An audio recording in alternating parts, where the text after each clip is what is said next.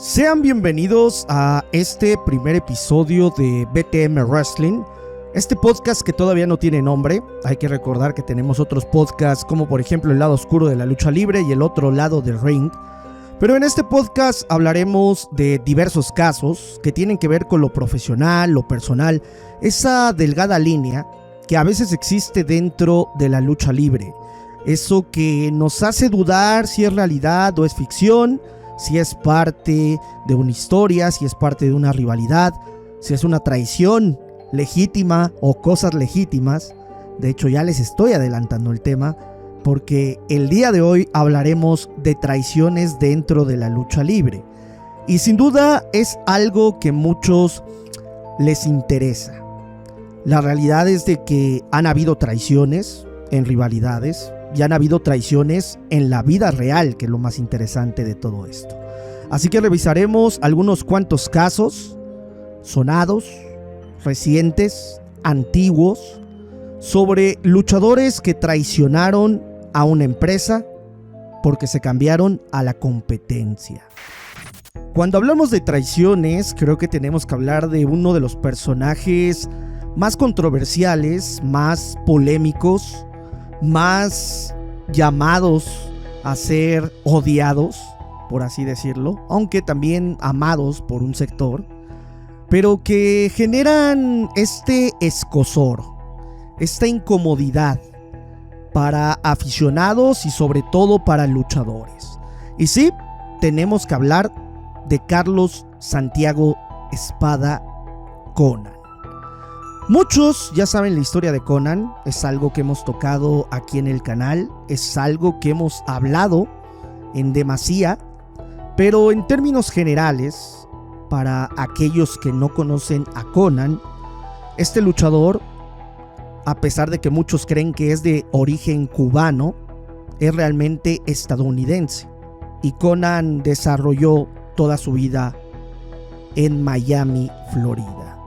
Pero la parte que nos interesa a todos nosotros, fanáticos de la lucha libre, es que Konnan, a finales de los 80, siendo parte del ejército de Estados Unidos, incluso yendo a la guerra, es descubierto por un aficionado y a su vez, tiempo después, por el luchador Rey Mysterio Sr. Sí, el tío de Rey Mysterio Jr., de este luchador que es famoso en la WWE, y que, vamos, este señor, una institución de la lucha libre en el norte del país, en México, encuentra a Konnan, lo entrena, lo pule, se hace luchador, tiene fama en el norte y posteriormente emigra a la Ciudad de México,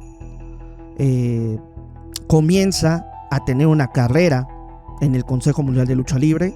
El Consejo Mundial de Lucha Libre lo impulsa demasiado fuerte debido a la imagen que tiene Konnan, un luchador con un físico tremendo, con un carisma que pocos luchadores tenían en la época y que comenzó a conectar con el aficionado de esa empresa. Antes de eso, ya había luchado en el Torneo de Cuatro Caminos, ya tenía un cierto posicionamiento, pero la realidad es que donde explota su carrera es en el Consejo Mundial de Lucha Libre. En esta empresa, enmascarado, siendo rudo, porque también era algo complejo, siendo extranjero y siendo rudo, que tuvieras éxito dentro de la empresa. Pero Konnan fue la excepción a la regla. Por lo cual, el consejo tuvo que ocupar a Konnan, convertirlo en técnico, ponerlo en una rivalidad contra una estrella, que fue el Perro Aguayo. Y aunque perdió dicha rivalidad, perdió la máscara, el auge de Konnan, lejos de bajar, siguió subiendo como la espuma. En algún punto, Konnan se convirtió en una celebridad, claramente motivada por Televisa, que sabemos que Televisa transmitía el Consejo Mundial de Lucha Libre, y derivado de esto, la fama de Konnan llega a niveles exorbitantes. Posiblemente de los pocos extranjeros que hayan alcanzado ese nivel. Si bien es cierto, Konnan lo logró gracias a su carisma, a su imagen, que era muy imponente, como lo hemos dicho. La realidad es que el Consejo hizo un buen trabajo con él. Un trabajo de llevar rivalidades, de ponerlo en luchas estelares, de darle posicionamiento, de entrenarlo incluso, porque también lógicamente tuvo que entrenar en las filas del Consejo. Pero a Konnan se le ocurrió que su carrera debería de tener un cambio completamente diferente y llegar todavía más arriba. Así que cuando Antonio Peña, quien trabajaba en el Consejo Mundial de Lucha Libre, en la parte creativa, en la parte de programación, que era una persona confiable para el Consejo Mundial de Lucha Libre y sobre todo para Paco Alonso, decide fundar la AAA a manos de Televisa, porque Televisa ayudó a fundar a la AAA. De hecho, en otro podcast hablaremos sobre esta situación. Televisa prácticamente utiliza a Antonio Peña para fundar esta empresa, y este último decide reclutar a Konnan, un luchador con el cual tenía una amistad personal. Hay rumores oscuros que hablan sobre algo más, que aquí no se pueden confirmar lógicamente, y que los tocaremos en otro podcast. Pero Konnan comienza y ve que su futuro ya no está en el Consejo. Se funda AAA en el 92. El principal protagonista, la estrella máxima de esa empresa en los primeros años, es Konnan. Y ya saben toda la historia que sucede con Konnan. Sin embargo, Konnan es vetado de por vida del Consejo Mundial de Lucha Libre. ¿Por qué? Porque claramente fue una traición. Una de las máximas estrellas que construyó el Consejo, una estrella extranjera que prácticamente labró el Consejo, se había ido a la competencia. Y por esta razón, el Consejo Mundial de Lucha Libre jamás perdonó a Konnan. Para mí, es una de las traiciones más grandes en la historia de la lucha libre mexicana entre empresas. Es decir, un luchador que cambia completamente de empresa, sabiendo que fue construido, fue apoyado en una de ellas. Aquí, Konnan le importaron los intereses personales, no tuvo lealtad, no tuvo fidelidad al Consejo, pero también, vamos a decirlo, tampoco tuvo culpa, porque en el Consejo Mundial de Lucha Libre, a pesar de ser una estrella, había mucho más estrellas nacionales. Mientras que en AAA sí se llevaron a muchos luchadores del Consejo, es cierto, pero Konnan era el principal luchador. Y eso que en aquel entonces había luchadores grandes, el mismo Perro Aguayo, el Santo, Octagón, Carmelo Reyes, el Satánico y muchos más que decidieron dejar al Consejo para irse a AAA. Pero por la situación, esta es una de las traiciones más grandes que ha sufrido el Consejo de un luchador que apoyó y que potenció en su momento.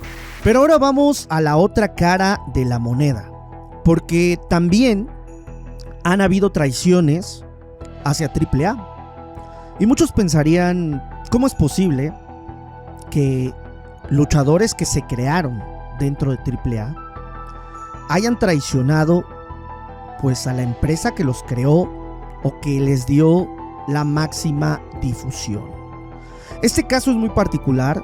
Muchos pueden tomarlo como traición, muchos no. Quizá el propio luchador no lo tome así, porque ha comentado que él se formó en otro lado que no fue AAA, pero las glorias, los logros, el éxito lo consiguió en AAA. Y estamos hablando de Latin Lover. Latin Lover, que hoy en día es conductor, actor, actúa en teatro, actúa en películas, conduce programas, es empresario, tiene su propio gimnasio, tiene su podcast tan polémico. Pero este luchador, antes de tener todas estas facetas, era uno de los luchadores más populares de la época. Podemos hablar de los años 90, de los 2000, ganador de Rey de Reyes, ganador de múltiples cabelleras, un protagonista de la AAA, un luchador taquillero, amado por las féminas y siguiendo amado por este tipo de público, criticado por otro tipo de público, criticado por luchadores e incluso hasta criticado por su propia empresa en su momento. Todos sabemos que Latin Lover comenzó su carrera en Monterrey, que fue de manera fortuita porque él no quería dedicarse a la lucha libre. Un promotor lo vio, se interesó en él, lo metió a la lucha libre, fue un éxito en Monterrey y de ahí emigró al Consejo Mundial de Lucha Libre. El propio Latin ha mencionado que lamentablemente en el consejo su personaje no se adaptaba a la empresa, que muchos compañeros lo criticaban. Así que unos años después que se formó AAA a manos de Antonio Peña e incluso Conan, que también estaba muy involucrado, convencieron a Latin Lover de irse a AAA. ¿Y por qué me río? Porque irónicamente Conan, con el que tuvo algunos roces en su carrera. Ya dentro de AAA, vamos a aceptarlo, tuvo un personaje llamativo, disruptivo, diferente, un personaje de un bailarín. Sí, ya lo tenía, vamos a decirlo, ya lo tenía incluso antes de llegar al consejo, pero aquí fue donde se potenció, donde alcanzó el reconocimiento nacional y también la crítica nacional. Latin Lover era un imán para las mujeres, un imán de taquilla, pero se le estigmatizó por bailar. Se le criticó, él mismo menciona que el propio Conan le ponía obstáculos, los luchadores no lo respetaban del todo. Y bueno, es que él venía de otra cosa, y es que Latin Lover tampoco quería ser luchador. Fue una alternativa para ganarse el pan de cada día. Independientemente de esto, Latin hizo carrera en AAA. Ganó campeonatos, ganó duelos de apuesta, pero sobre todo se ganó un lugar en la lucha libre. Sí, hay gente que no le gusta. Sí, hay gente que lo sigue criticando. Pero siendo honestos, Latin se ganó un lugar. Y es reconocido por aficionados y no aficionados. Sin embargo, en algún punto, Latin comenzó a tener problemas con AAA. Él mismo lo ha comentado. Problemas que ya no le estaban gustando a Latin. Por lo cual Latin Lover pues dijo, ya no me conviene estar aquí. Ya no está siendo un negocio para mí. Ya no estoy siendo valorado como yo creo que debería de ser valorado. Así que Latin tuvo la alternativa de regresar al consejo. Una empresa que ya había tocado pero que duró muy poco tiempo y que hay aficionados que ni siquiera se acuerdan de esa fase. Así que Latin regresó. Y regresó prácticamente formando unión con los Perros del Mal. Aunque muchos consideran que no fue un miembro como tal, muchos sí.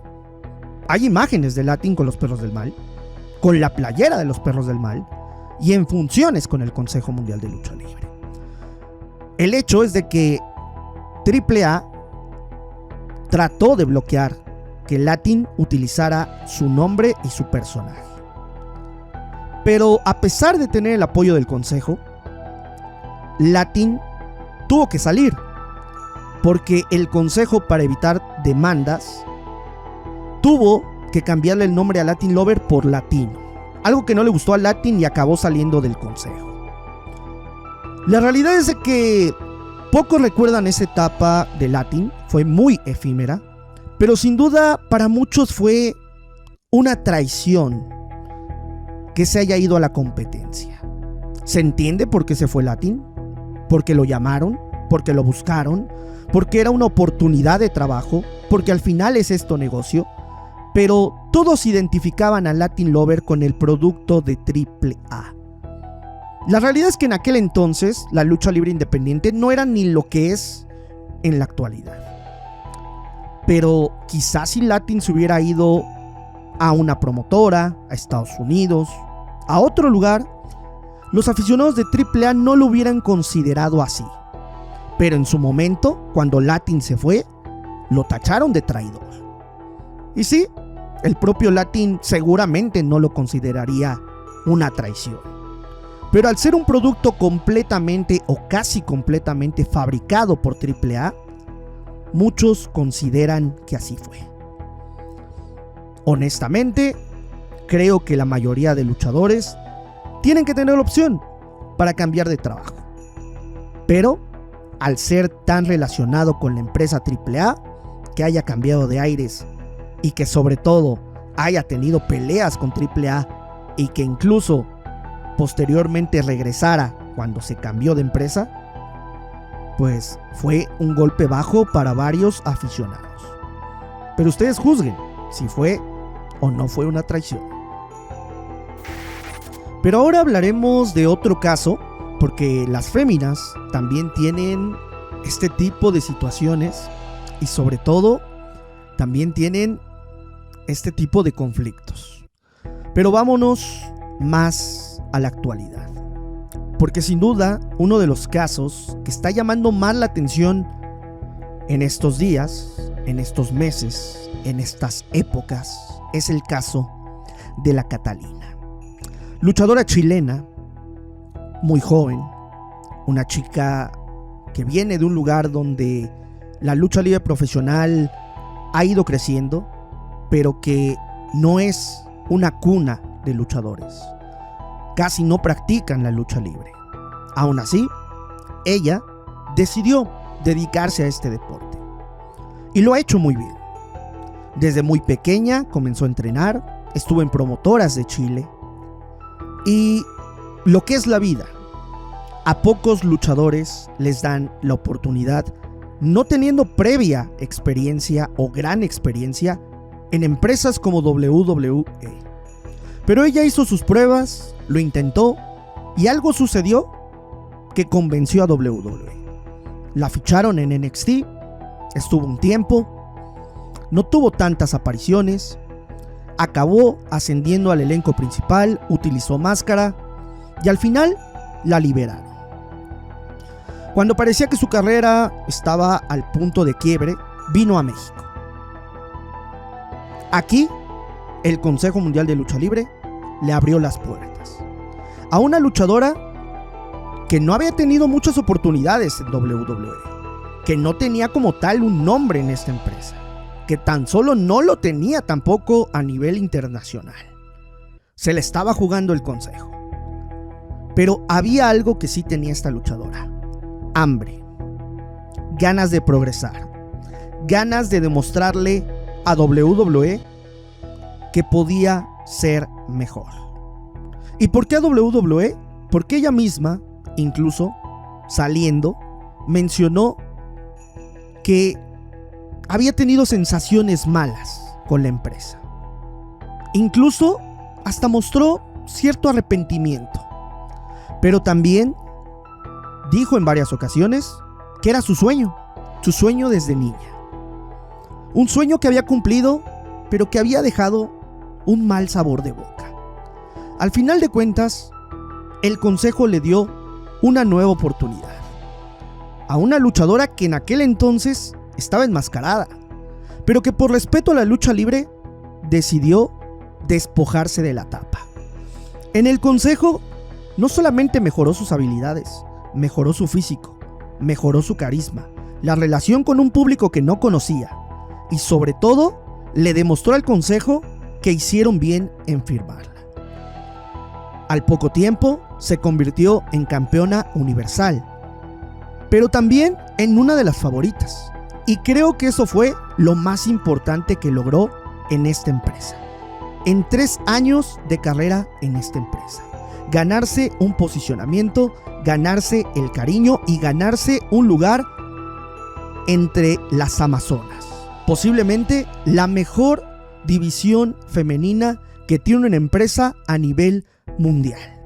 Las mejores luchadoras están ahí. Esa es la realidad. Y la Catalina, sin ser la mejor luchadora, con un gran carisma, con grandes ganas de salir adelante y aprovechando las oportunidades, sobresalió. Esto le dio para viajar internacionalmente, para luchar en empresas como Ring of Honor, para luchar contra grandes estrellas como Toni Storm, para luchar y contender por el campeonato femenil máximo de Ring of Honor, para ser contemplada en los eventos internacionales. Pero, como dicen, todo por servir se acaba. Y esto fue lo que pasó con la Catalina. 2026 marcaría algo diferente para el consejo y diferente para la Catalina, porque la Catalina no renovaría su contrato, a pesar de que el propio Consejo Mundial de Lucha Libre quería tener a la luchadora en sus filas, pero no llegaron a un arreglo.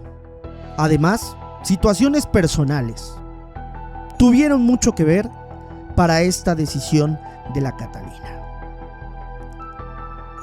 Y es que la WWE AAA, ahora siendo marca de esta empresa, siendo comprada tiempo atrás por esta compañía liderada por el grupo de TKO, decidió hacerse de los servicios de la Catalina. ¿Y cómo desaprovechar una oportunidad así? Cuando la WWE es tu máximo sueño. ¿Sí?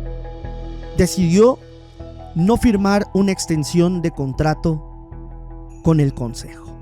Perderse la oportunidad de tener un contrato dual con la empresa AEW. Pero irse a su sueño. Y posteriormente debutar en AAA, donde desde el inicio comenzó con una gran relevancia.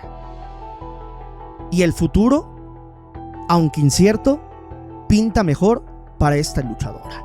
Sin embargo, para muchos aficionados, esto es una alta traición. Una traición que no se puede perdonar. Una traición que no se va a olvidar. Y que muchos aficionados ya están mencionando o han mencionado que la Catalina se va a arrepentir.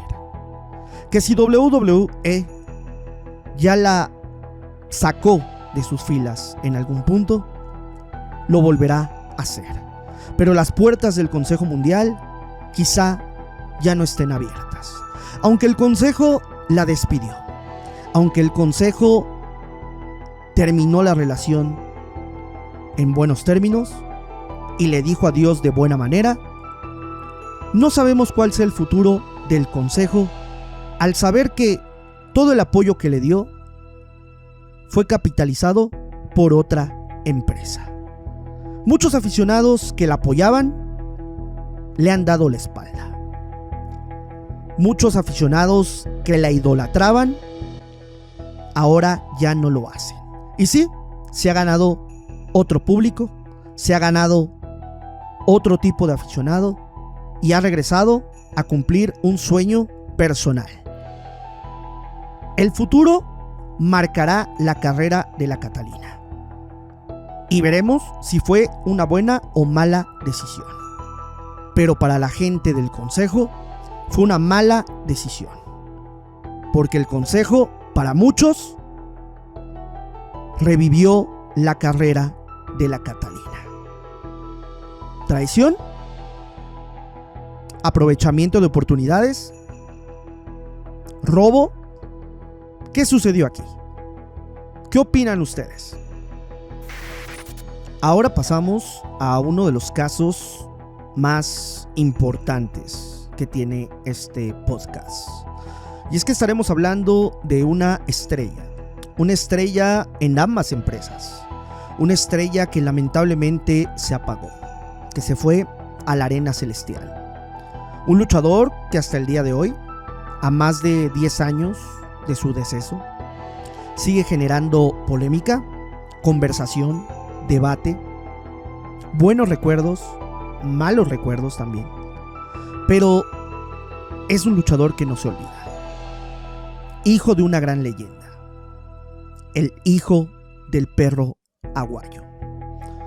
Todos conocemos la historia del hijo del perro aguayo. Desde el nacimiento hasta el final de sus días. Su padre, una gran leyenda, el Can de Nochistlán.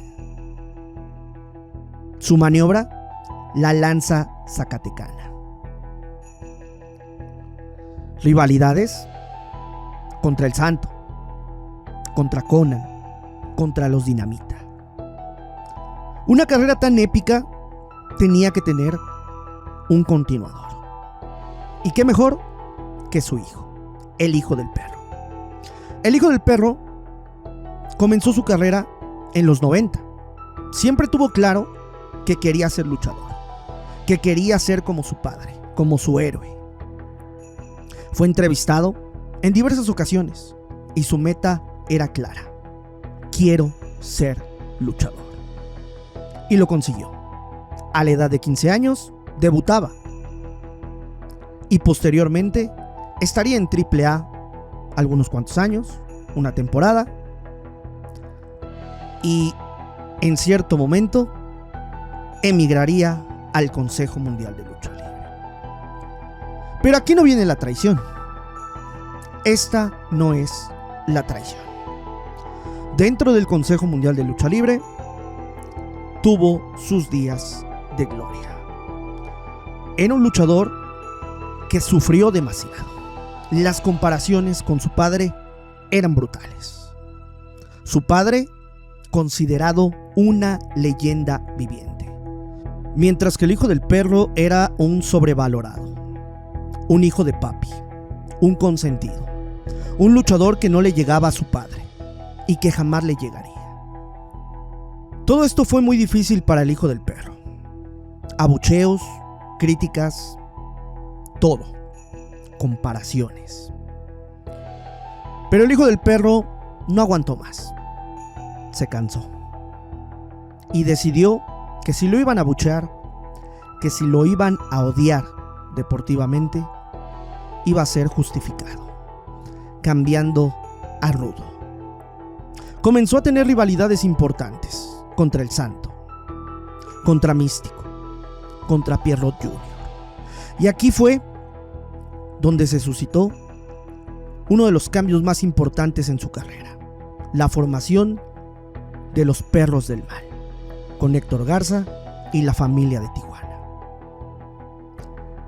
Este fue un momento que cambió no solamente su carrera, sino también la lucha libre. Una de las facciones más importantes en la historia de este deporte. Algo que posicionaría a este luchador como estrella. Estrella del consejo y estrella de la lucha libre. Sin embargo, cuando ya era una estrella posicionada de esta empresa, decidió dejar a la compañía. El consejo había utilizado todo por posicionarlo. Lo había apoyado. Lo estaba ayudando. Pero el techo para el hijo del perro ya había llegado. Así que decidió salir de la empresa y regresar a sus raíces. AAA. Aquí se convirtió en un ícono. Ganó cabelleras, ganó títulos, tuvo rivalidades con Cibernético, Wagner, Alberto. Debutó en una triple manía. ¿Qué mejor escenario?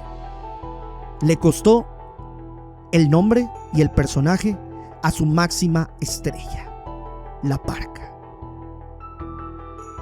Fue un soldado de AAA hasta el último momento de su vida. Pero el Consejo jamás olvidó la traición que le hizo el hijo del perro. Porque si se convirtió en estrella, fue en la seria y estable. Cuando llegó a AAA, ya era una estrella. Cuando llegó al Consejo, no era una estrella. El hijo del perro iba a brillar en donde estuviera. Es un hecho. Pero al Consejo le dolió demasiado que se fuera a la competencia. Muchos pueden considerar que no fue una traición, ya que el perro comenzó su carrera en AAA. Pero realmente donde brilló fue en el Consejo Mundial. A veces las verdades duelen, y esta es una de las verdades. El hijo del perro cambió el éxito en AAA por el éxito del Consejo. Quizá era más atractivo, era más llamativo, era una oportunidad de hacer otras cosas. Pero el Consejo no lo vio así. Y lamentablemente quedó como una de las traiciones más grandes en la lucha libre mexicana. Por último, pero no menos importante, sino prácticamente todo lo contrario, hablaremos de uno de los luchadores más importantes en la historia de la lucha libre mexicana. Un luchador que es de segunda generación, que su padre estuvo en la época dorada de la lucha libre, una leyenda en toda la extensión de la palabra, y él, un ícono de este deporte. Muchos consideran que es una leyenda viviente. Él se autodenomina una leyenda viviente, pero errores del pasado afectaron su carrera. Y muchos consideran que debido a esto no puede ser una leyenda viviente. Lo que es un hecho es que fue uno de los mejores luchadores mexicanos en la historia, y que de no haber tenido un error, posiblemente la estrella más grande de México. Y sí, me refiero a Dr. Wagner Jr., hijo de la leyenda Dr. Wagner. Dr. Wagner Jr. siguió el legado de su padre. Su padre tenía dos hijos luchadores, Dr. Wagner Jr. y Silver King. Los dos grandes luchadores, con gran talento, pero el elegido para continuar con el nombre fue Dr. Wagner Jr., que desde que inició su carrera se veía que tenía gran talento.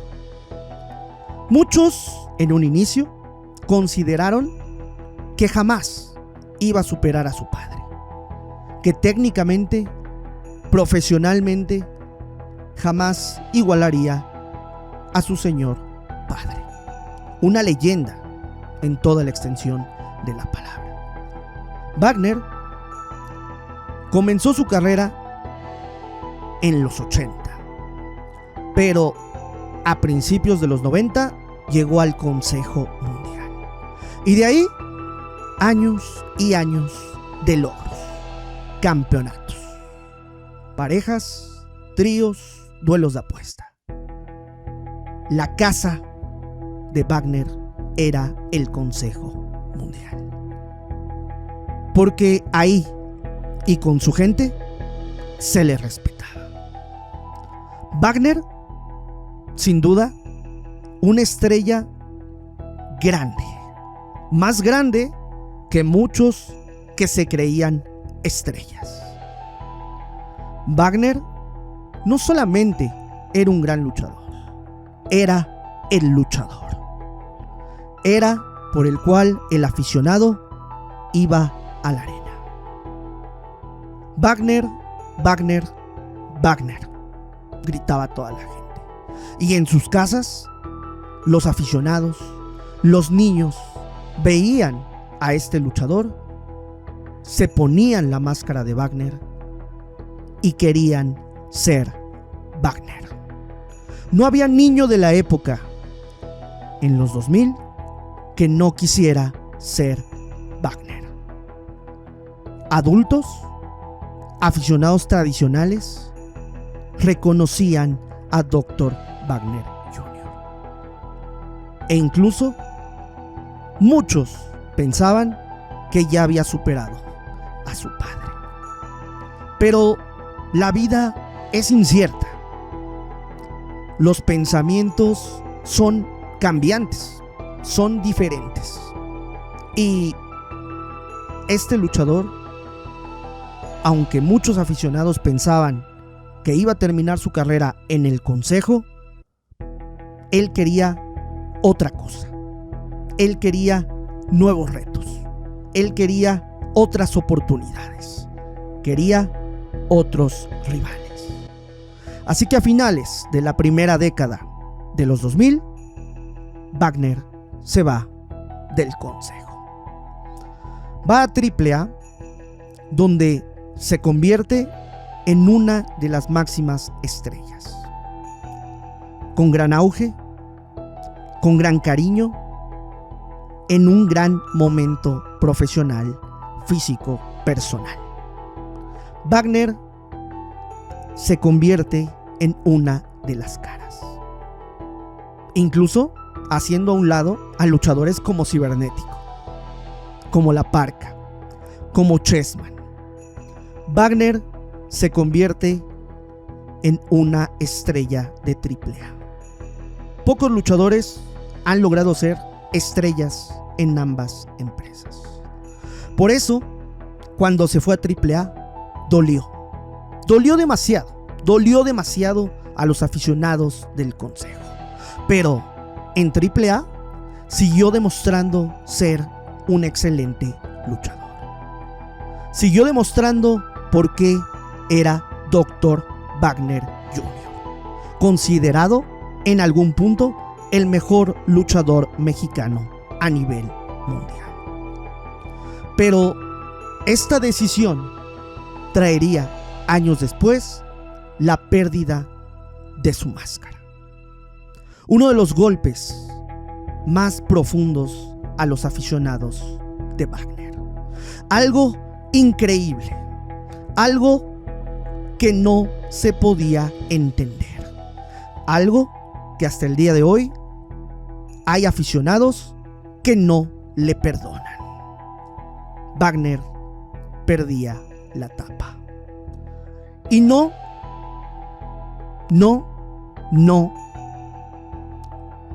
era algo que todos pudieran concebir. Y es que si Wagner no hubiera tomado la decisión de irse a AAA, nada de esto hubiera pasado. En algún punto, Wagner regresó al Consejo Mundial de Lucha Libre, aún enmascarado. Un año antes de que perdiera la tapa, en Triplemanía 25. Las cosas no fueron bien con Wagner. Ni Wagner se sintió cómodo, ni el propio Consejo Mundial de Lucha Libre. Los aficionados no olvidaron. Los aficionados recordaron que Wagner se había ido a la competencia. Que Wagner había dejado su legado. Había dejado su casa para irse a la casa de enfrente. El aficionado no lo aceptó. El aficionado le dio la espalda. Y el aficionado no lo perdonó. La traición de años atrás no le fue perdonada. Y hoy en día muchos consideran que fue la peor traición. y que años después Wagner lo pagó demasiado caro. Lo pagó con su máscara. Lo pagó con un daño irreparable a su legado. Lo pagó al no ser una leyenda viviente.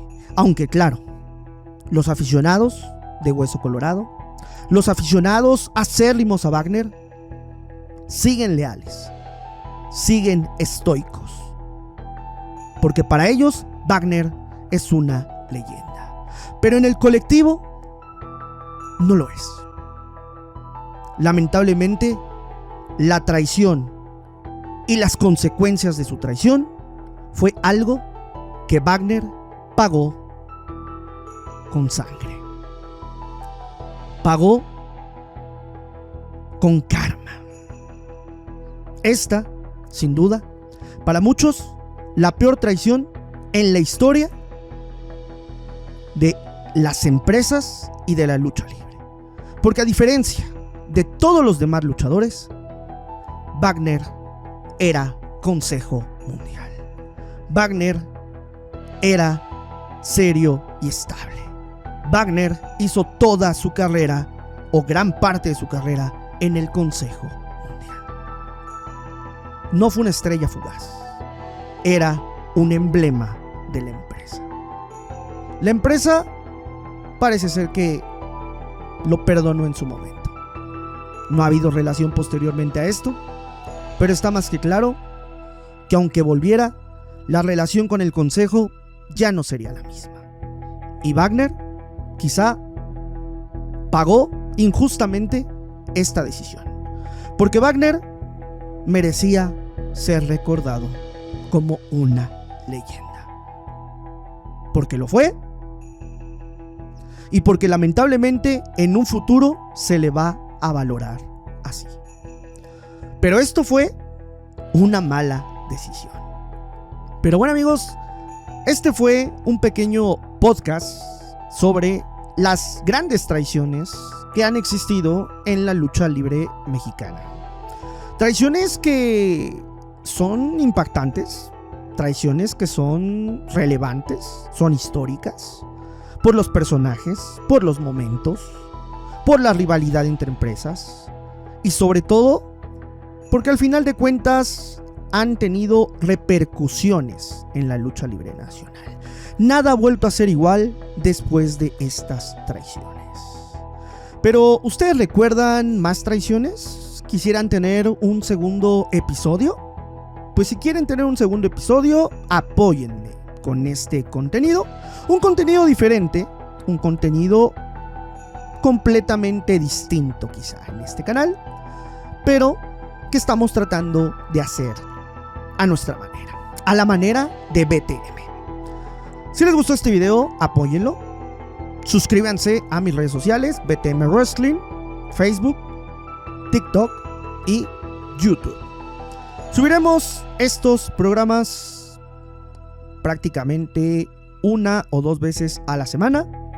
Y recuerden que tenemos también más contenido. Si quieren sugerir algún tema, lo pueden dejar aquí en la caja de comentarios, sea para este tipo de podcast o sea para el lado oscuro de la lucha libre. El lado oscuro de la lucha libre son temas mucho más sensibles, quizá mucho más extra lucha, pero que son muy interesantes. Así que estamos abiertos a sus propuestas. Sin más, este fue el fin de este episodio. Espero que les haya agradado. Yo soy BTM y nos vemos en un próximo episodio. Hasta luego.